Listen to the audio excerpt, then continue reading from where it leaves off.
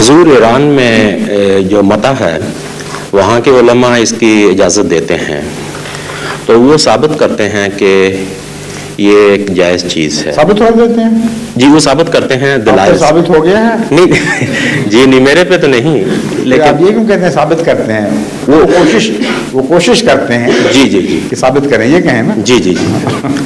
تو ان لوگوں کا کہنا ہے کہ حضرت علی نے اس کو جائز قرار دیا تھا، گو اس سے پہلے پابندی لگا دی گئی تھی. اسلام میں ایک وقت اس کی اجازت بھی تھی غالباً، پھر پابندی لگا دی گئی.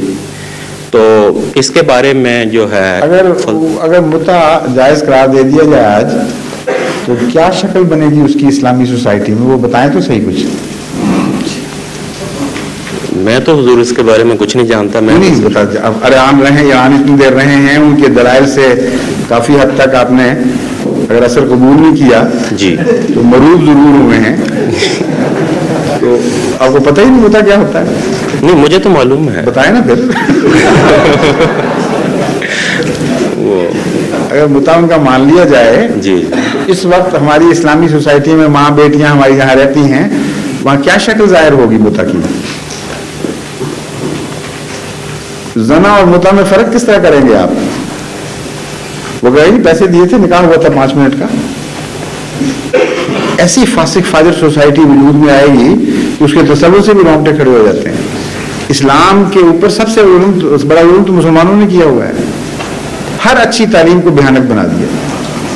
جہاد کی تھی، عظیم الشان تعلیم تھی، اسے اس طرح مکروہ بنا کے پیش کیا کہ آج تک ساری دنیا لعنتیں ڈال رہی ہے. پاکیزگی نفس کی تعلیم تھی، اسے متع میں تبدیل کر دیا. سچائی کی تعلیم تھی، اسے جھوٹ بولنے کے تقیہ میں تبدیل کر دیا. کون سی جگہ ہے اسلام کی جہاں زخم نہیں لگائے خود مسلمان علماء نے؟ یہ بھی ان میں سے ایک ہے، بڑا بھیانک زخم ہے. اس پر تو بحث چھیڑنے کا کیا سوال ہے؟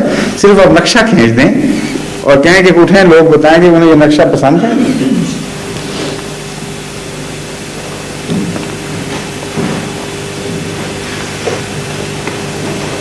کسی کے گھر کی کوئی عزت کی کوئی حفاظت نہیں رہتی باقی.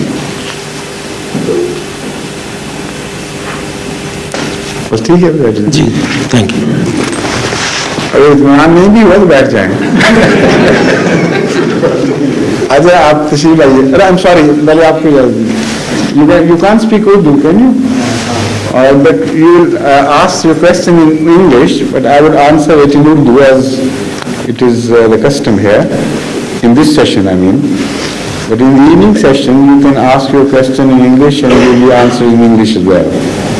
So if you want to ask, we will hear my answer through the translation. Okay? Right, you can come.